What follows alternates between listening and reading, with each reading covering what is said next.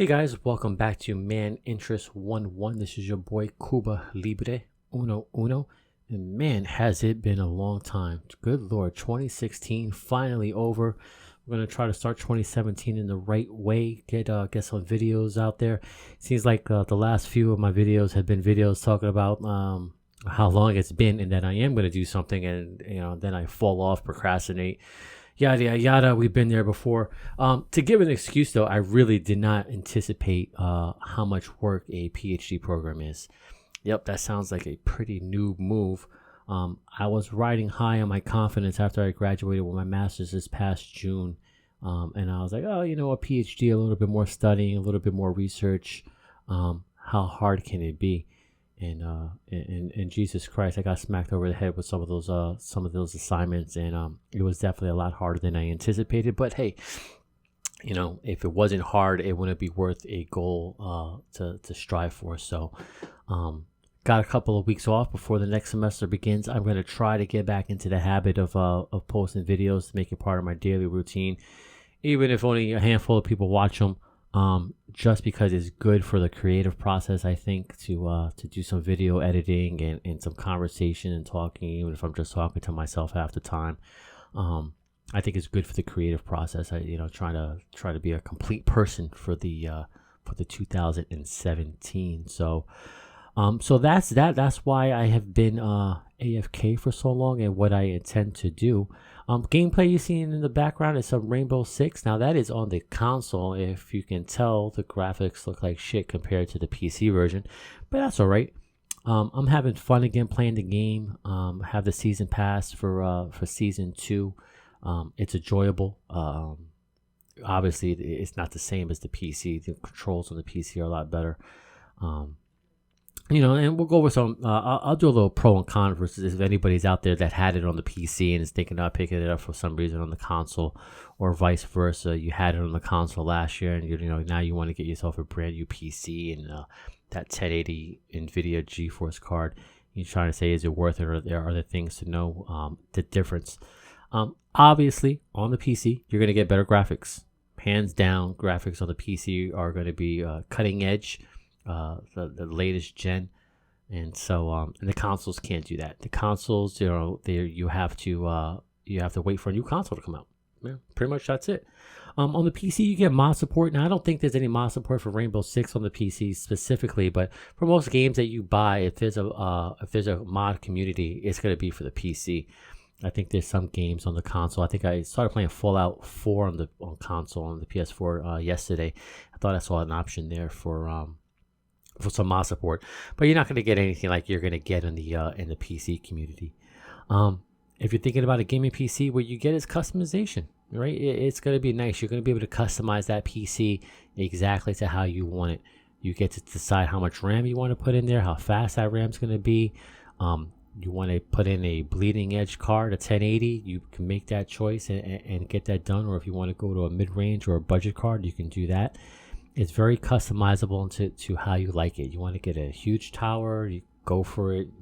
Throw in a bunch of solid states in there or PCI storage devices in there. You can do that. With the consoles, you're going to get what you get, right? Now, you can upgrade the storage on the PS4. You could actually swap out that hard drive and throw in an SSD. But that is the extent of your customization options on the PS4. Which leads to upgradability. Okay, so you could buy, let's say today you buy yourself a custom PC or whatever it is, and in a few years you want to just swap out the video card. You can do that if you wanted to. Let's say you get a rig with 16 gigs of RAM, and in a few years that's not enough, and you want to throw in another 8. You can do that as long as your motherboard's accepting it. And you could swap out the motherboard. If anything, keep the case, keep the RAM. But you just want a new video card, and you need a new motherboard for it, or you want a new CPU and you need another new motherboard for the CPU, but you want to keep the old RAM, the old video card. You can do that. The options are limitless. The PC is going to give you the experience that you want to have. In the consoles, you can't do that. Okay, so like I said earlier, with the consoles, you're going to get what you get. But there's some pros to the consoles because you're going to get what you're going to get. It's backed by Sony or Microsoft or Nintendo in terms of the big three. And so it's one of those things where the experience is customized and perfected for you. The problem, what big problem for me over the last couple of years of being pretty much a hardcore PC gamer, is that the games don't justify the cost and the experience of PC gaming. You get issues with drivers, you get issues with conflicts, games not being supported, games not being patched, because a lot of these games are coming out where they're being supported primarily for the consoles because that's where the money's at. I remember when Watch Dogs first came out. I saw guys on YouTube posting videos of having a ton of fun playing Watch Dogs, and I'm over here with a 980 Ti and couldn't fucking get the game to run. I was livid. Or when I get into a game and I was driving around and going to a new map, it was stutter every time I had to load a screen. And I'm running, at the time it was 32 gigs of RAM, 980 Ti. I think it was a 4630K quad or hex core, 6-core Intel processor, and Watch fucking dogs. I was livid. So that's what you're gonna get on the consoles. You're gonna get better gaming support because the publishers and the developers, they're gearing their time and their money to optimizing that console experience. Price is better on the console. So yes, the graphics are probably what I would call mid-range on the PC side, but for the price, $400, $300, you're gonna get a pretty decent machine and a pretty decent experience. You're gonna get better exclusive games. Now there are PC exclusive games, off the top of my head, Arma, Diablo. Well, it used to be Diablo, but really, the main exclusives are really going to the consoles because that's where the money is at. And you're also your support's backed by Sony and Microsoft.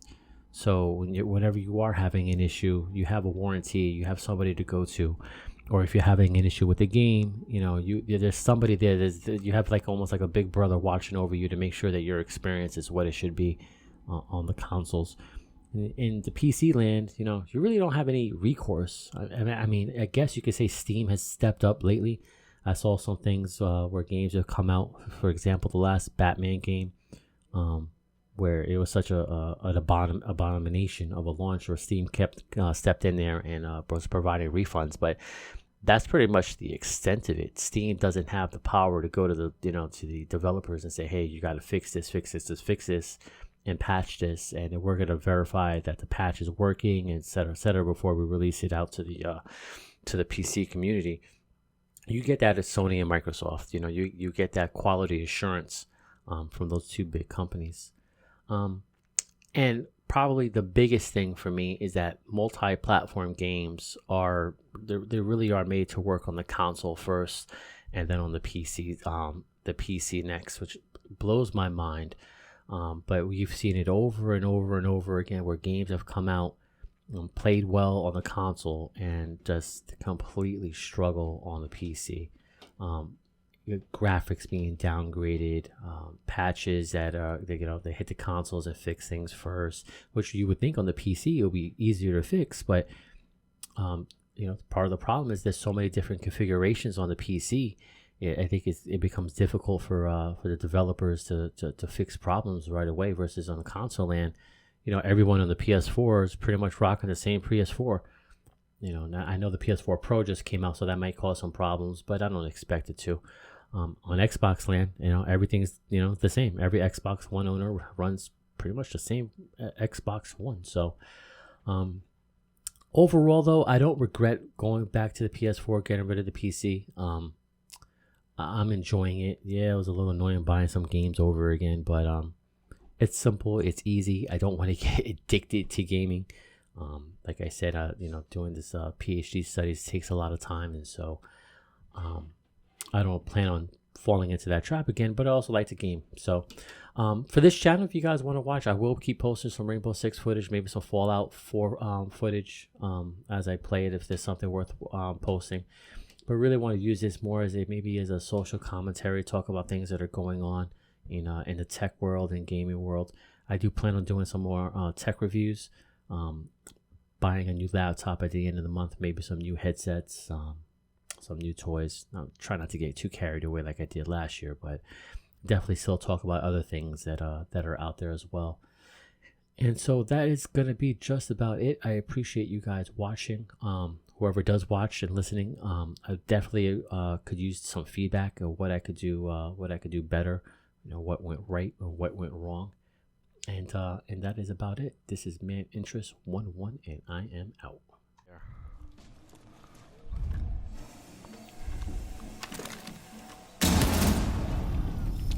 Op 4 eliminated.